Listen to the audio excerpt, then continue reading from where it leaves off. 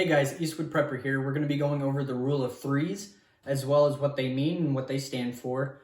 But we're also going to be going over the main point of this video is to go over the 5 most important things that if you're a new prepper, this is what you should be stocking up on or just starting off with. So whenever we come back and a quick message from our sponsor, then we'll jump right into it. Hey guys, welcome back to the channel. We're just going to go ahead and dive on in and talk about what the rule of 3 is, what they mean, what they stand for, and then we'll dive on into these items real quick. So I don't have any sponsors, that was just a joke, but if there's anyone that has a company that wants to reach out and sponsor me, that'd be great. I'd be really appreciative. Okay, so the first one is 3 weeks. 3 weeks without food. You can survive 3 weeks without food in a harsh environment. You can, have some food with you to snack and stuff like that, but it's not going to give enough nutrients for your body to get the energy that it needs to carry on without the day. An average man uses probably about 2,000 calories a day, so you need to make sure that you're stocking up on enough food to supplement that diet. That's a pretty healthy diet, but you can always go just a little bit under. So I think the military MREs, I think they're I want to say over that. I want to say they're around 3,000. I could be wrong. If someone wants to comment and fact check me on that one, that's fine. But MREs are really well known to have a whole bunch of calories and stuff like that in it to help our military members keep moving without, having to basically stop. So all those MREs and stuff that you see, you don't really need to cook those. Those are just meals ready to eat. That's what they stand for. Anyways, so 3 weeks without food, that's what that means. That's what that stands for. So 3 weeks without food, remember that. Then the next one is 3 days. 3 days without water. You can survive more than that, but you're pushing the boundaries because then your organs will start breaking down. And if you go past that, you're pushing, dehydration, death, sickness, stuff like that, and you're causing a whole lot of harm to your body and to your organs, and that's not something that you want in a shtf situation. So 3 days without water, and then the next one is 3 hours without shelter or air in a harsh environment. So you could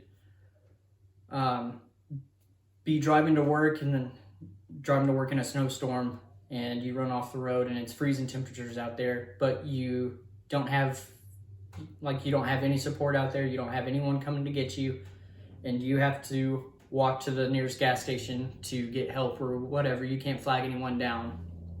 So that's why you should always either carry a blanket inside your vehicle, carry a coat, and watch the weather, because that's exactly what you need to do in order to prepare yourself for the day. Because there's times that I've left the house and go to work, I'm not even aware that an ice storm is going to happen that following night. But luckily, I'm prepared enough to have the stuff that I need inside my everyday bag.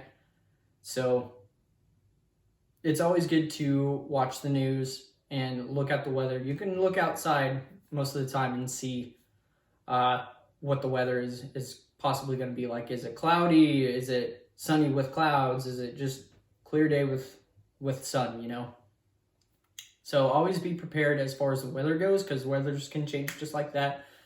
You can run into a tornado, a tsunami. I mean, those weather people, and I can't think of the name right now, meteorologists, they're really good about predicting stuff like that, tsunamis, floods. So that's why you should always watch the news at least maybe 15, 20 minutes in your morning to get a good idea of what it's gonna look like. But you can also just check your phone. Cool thing is you have that right in front of you, but those options might not always be readily available to you. So also there's been a lot of fires going on. There was that big fire in Hawaii that happened, and I don't want to be a Debbie Downer about it, but probably some of those people that had unfortunately passed away probably passed away because of the smoke, not just the fire, but it was the smoke that gets to them. So always have stuff readily available that if something like that happens, you can have like an escape pack, like a escape SCBA. We use those at work all the time, and we use those for H2S. H2S is an extremely toxic gas, but we can't see it. It's odorless, colorless, well, odorless to an extent, and colorless. We can't see it. We won't know it's there other than the monitors that we have will tell us that it's there. But that's why we use the SCBAs, is to give us that supplied air that we need in order to do our job, but also to get back out just in case something happens. So water and air is 3 minutes. So that's what those stand for. And so now we're just going to go ahead and dive on into, if you're a new prepper, or if you're still a little bit weary about what exactly to stock up on, to prep, to give yourself a little bit of an advantage, just in case something happens, because it doesn't have to be like a major event, like a economic collapse or rioting or stuff like that. It could just be like small, not small, but less, widely thought of events that happen, like zombie apocalypse. Come on now. So for like individual emergencies, this could be stuff that you could stock up on, give yourself a little bit more of a advantage, give your family a little bit more of advantage if you're at work. I work at night, and so I feel more comfortable doing stuff like this because I feel like I'm helping my family and setting them up for success whenever I'm not here. And so they have everything that they need. And whenever I get back, if for some reason my vehicle breaks down, or if there's an EMP blast, or you never know. It could be coming from the sun, from the satellites up in space, like what they're talking about. You never know what's going to happen, but that's exactly why that you should be having stuff inside your vehicle to help get you home, and you're setting yourself up for success instead of for failure. Okay, so we're going to start off with water. This is an aquatainer. It's built for tough, kind of like Ford, but it's 7 gallon. Holds 7 gallons here. These are good for storing water. You want to keep these inside of a shady, cool area. The more chance that you put it inside a garage or keep it outside, the chances are that the light, this is just a blue container, so the light can't really get in, but it's the heat that can make it expand just a little bit. And heat also moves certain, germs and bacteria inside the water. But we just normally fill these up whenever we fill up our water containers that we use for drinking. So we just fill these up too, and we just set these over to the side just for spares. And using chlorine, I think it's 12 to 15 drops of chlorine will help purify the water even more, and it helps store this water for longer periods of time. But with containers like this, you definitely want to make sure that they're not clear, because the more light that gets in, the less longer that it'll last. So this is a good, cheap water storage alternative. You can use those big barrels of, just those big blue barrels that you can use outside for water storage. I live in New Mexico, and it gets super, super hot in the summer. And so that's a good idea for water catchment, but keeping that outside is you're just leaving it outside for the water to possibly, not corrode, but go stagnant a little bit faster. You can always just move those inside, move them inside a garage. Try to find a place outside that's a little bit shaded, but moving those by yourself can be a little bit hard. So if you don't have a dolly or something, good luck. A good thing to also pick up at the store is a good water container. This is a cheap Nalgene that I bought. This was, I think, like $8. This was $20, so this was really cheap, and it has a really good twist-on cap. This was like $8 or $9, I use this at work every single day. And I also like it because it has the measurements. So this is a good temporary water carrying device, gear.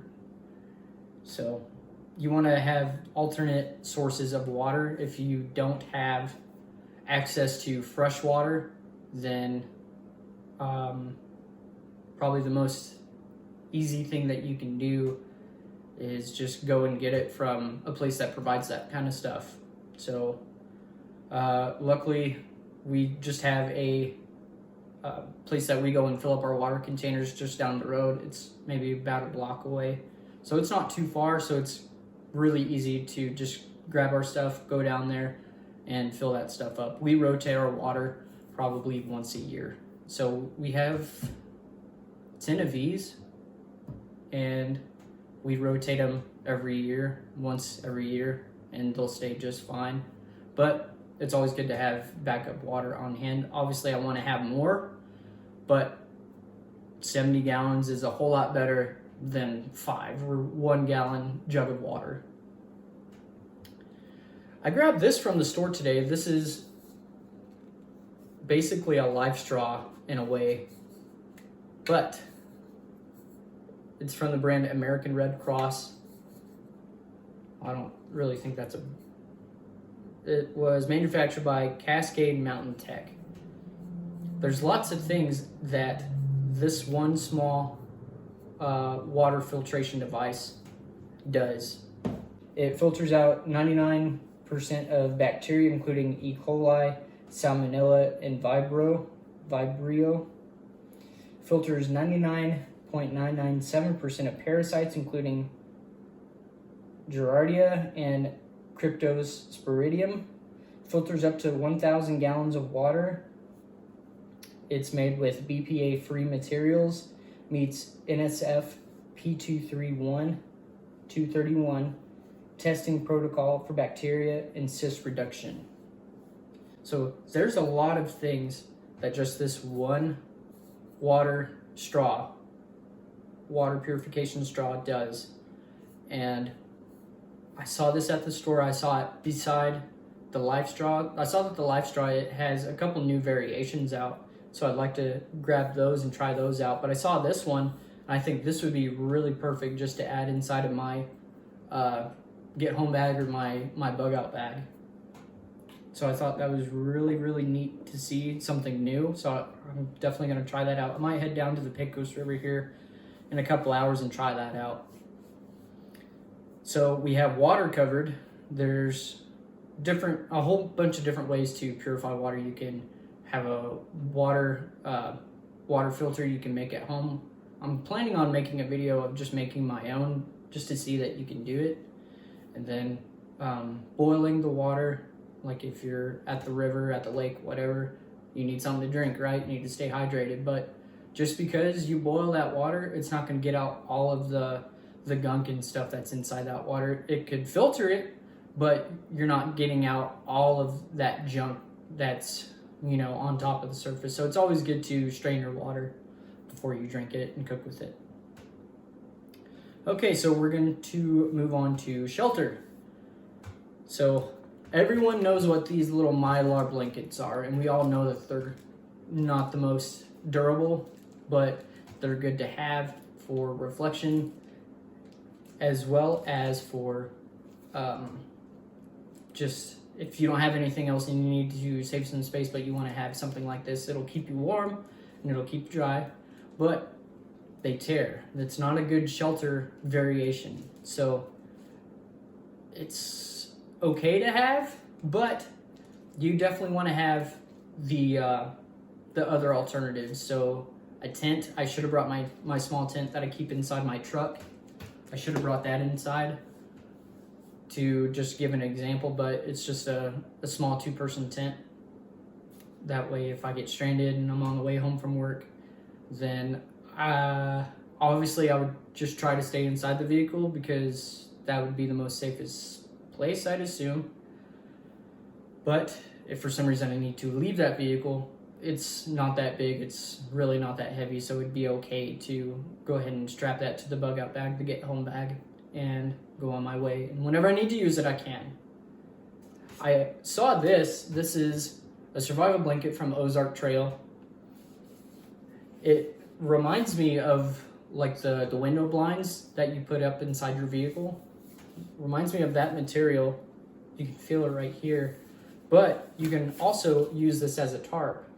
I think that's really cool. It has these rivets right here, and all you have to do is use some of your cordage and string along the middle, and you can make yourself a good, well, not a good, but a decent shelter if you're needing it. So I don't know if you can see this picture right here, but it's giving an example of what you can do with it. I saw this. This is actually really cheap, so I think this is a really cool alternative. It's a little bulky, yes, but for $10, $10, that's not that bad. And it looks basically like a tarp. It has this waterproof area right here. And then on the inside, it looks, yes, so high visibility reflective surfaces works as an emergency signaling device. Make an emergency lean-to shelter by lashing ropes through the corner grommets. Use as a ground cloth. Wrap cold frozen food in for transport. That's a good idea. But it's waterproof and it's windproof. And on this picture, it looks like this guy is wrapped up in it. So I'm very, very positive that it traps some of that heat in. So basically like a heavy-duty space blanket.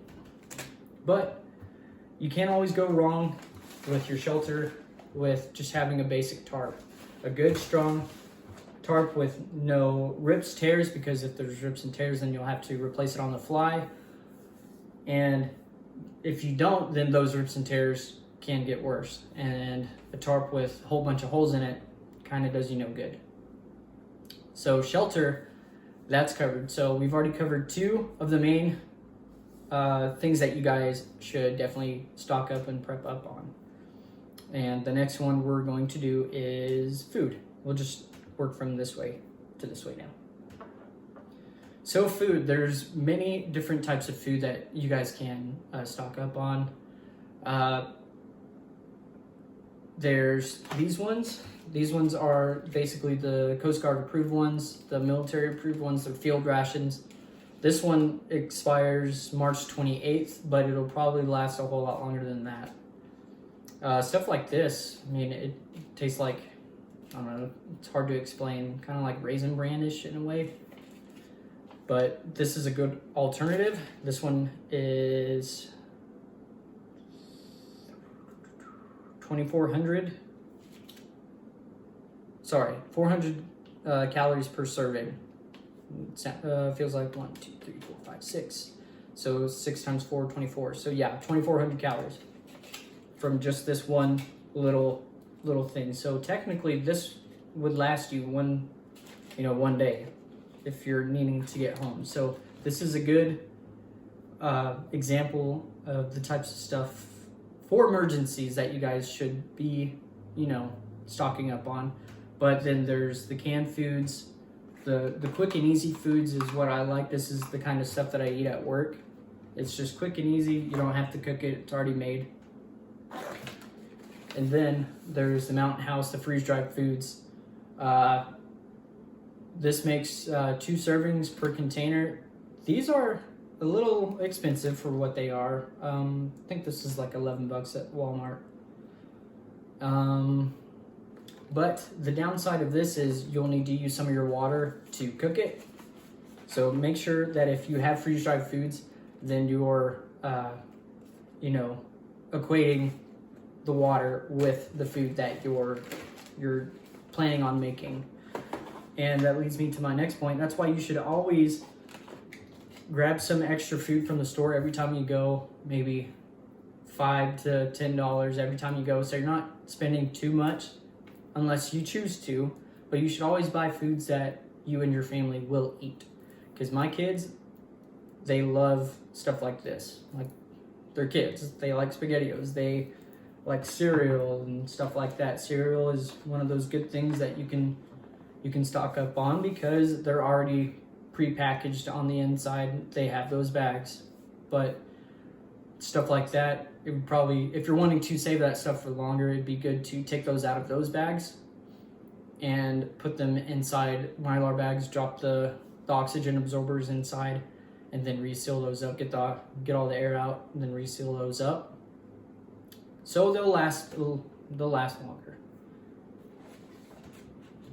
And you can always grab a couple things if you go to the gas station. I usually grab, stuff to snack on throughout the day at the gas station, but this is the kind of stuff that I put inside of my everyday carry bag. And I put it in the side pocket so it's kind of out of sight, out of mind, because if I see it, I kind of want to eat it. So that's the down part about buying stuff on the go, is because if you buy stuff whenever you're hungry, you tend to kind of snack. I'm a snack kind of guy. And so whenever I see something that looks good, that is supposed to be for something else, then out of boredom, I'll usually eat it. That's why I'm getting so fat. And so food is covered. Just a quick note is cans and stuff like this. I was watching another prepping channel on YouTube, and he said something that was very interesting. He said that here recently they've been opening cans that were used in World War II, food rations in World War I, and they said that they tasted just fine. So canned goods and vegetables, soups and stuff like this should be okay. But he was saying that you kind of want to stay away from canned foods that are acidic, like tangerines, oranges. Never seen canned oranges before, so tangerines, stuff like that. Tomatoes, acidic foods that will break the lining of the inside of that can down and will make the food go bad quicker, sooner. So just a small note, you can always everyone's financial situation is different. You can just set aside a couple dollars a week or whatever you can afford to help go towards preps like this.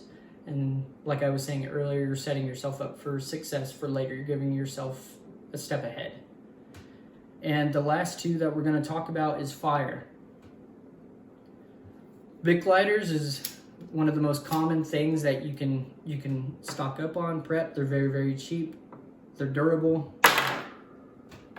And the good thing about them is you can use them for multiple different things. Not just fire, but you can use duct tape. A duct tape is a good thing to wrap around these, so it's a good duct tape holder. Good bottle opener if you need it. So multiple different things that you can use that for. There's different ways that you can light a fire. You can use the old Vaseline petroleum jelly and cotton ball technique, or something that I usually do is whenever you go to the store, there's sometimes where I feel a little bit awkward buying some certain things. People might look at you a little weird, because whenever I was buying this one today, this is a brand new one, buying this, just random things, people are like, okay, what's this guy doing? He's weirdo. I get to the point where I don't really care, but there's sometimes it's like, I don't want people thinking I'm weird. I don't feel like I'm weird doing this. So this one is a little out of the box, a little different, but it's not unheard of because you're using it for that. So break yourself off a little bit of this fire starter right here. These burn for hours. They really do. And they're indoor safe, but they light fire super, super quickly. So a good thing to do is make sure that you're cutting it off with some of this wrapping on it, because this wrapping is flammable also.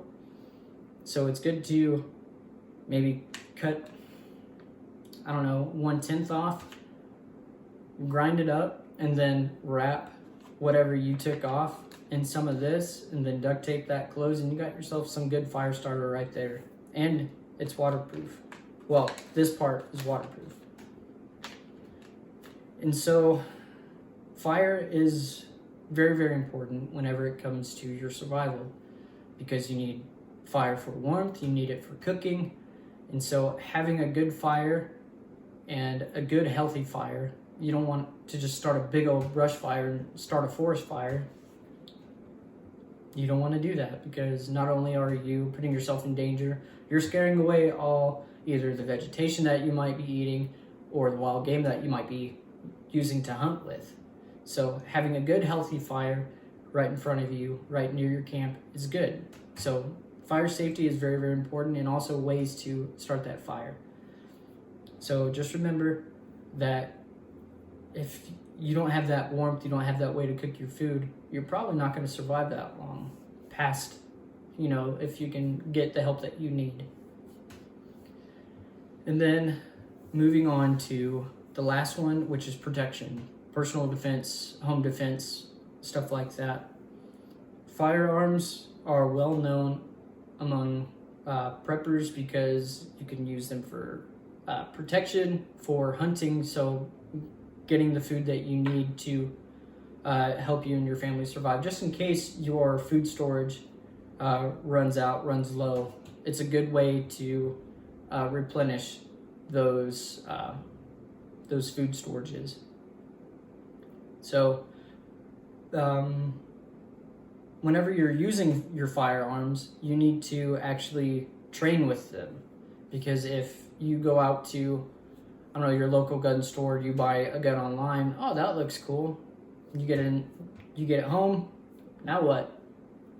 Grab some ammo, grab your safety glasses, your hearing protection, go out to the range and practice with it. Get comfortable with it, because if you're using a firearm that you don't know how to work, someone's about to bust through your door, you point the gun at them, the gun doesn't go off. Do you know how to cock that shotgun? Do you know how to take the safety off? Do you know what type of ammo you're going to use? That's why you should train with this kind of stuff. And there's also the stuff that you can use that's not lethal. There's the Bursa that I'm really contemplating on getting, because we have kids walk around the house and I don't want them seeing a firearm and thinking that it's a toy. But my kids also have gotten that talk before. Tell your kids that guns are not toys. If they see a gun, go grab an adult. But also, don't pick a gun up. It's that simple. But the thing with that is kids tend to forget, or they think it's cool because they play Call of Duty, or it's a very sticky situation, because I don't want all of my guns inside the safe, because if I'm at work, if my wife and my kids are home, someone is banging on the door trying to get in, I don't want my wife to have to worry about opening the safe, fumbling for the keys to open the safe with someone breaking through the door. I want one to be readily available for her, which they are. And I want her to be able to defend herself and our children. And so having guns out is a sticky situation because of that, because you want to protect them in multiple different areas and ways. You don't want them to hurt themselves.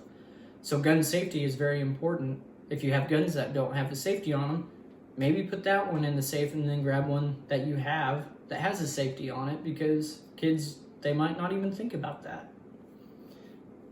So these are, did I forget anything? I don't think I did. I think I covered everything. So that covers all 5 items that you guys should be stocking up on if you're a new prepper. So take everything with a grain of salt.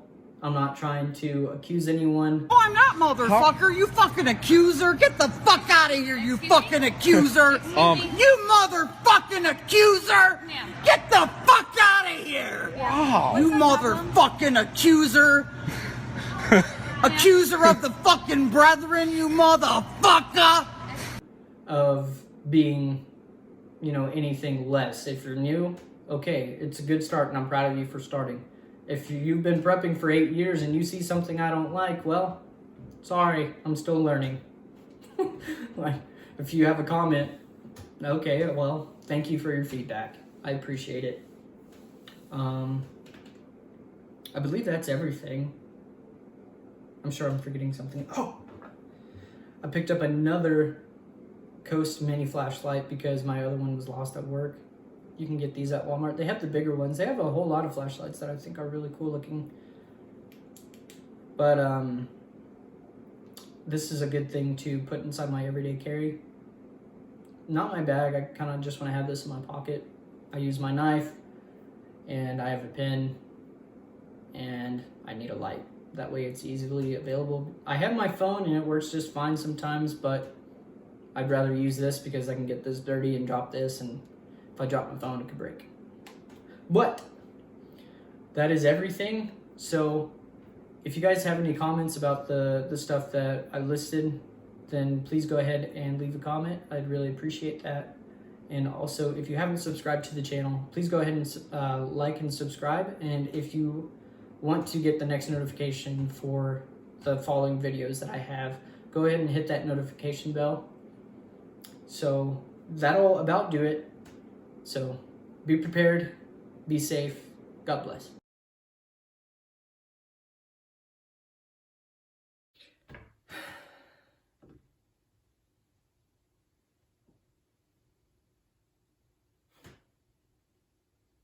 I left my drink over there.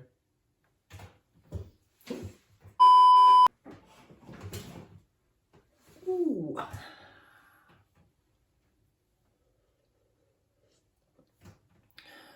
So good.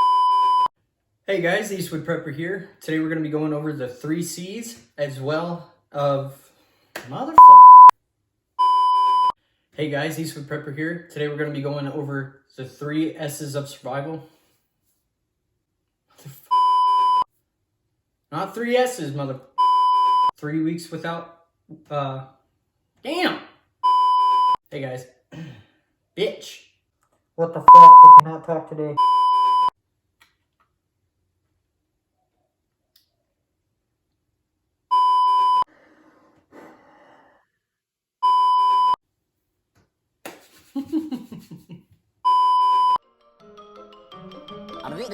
That's all, folks.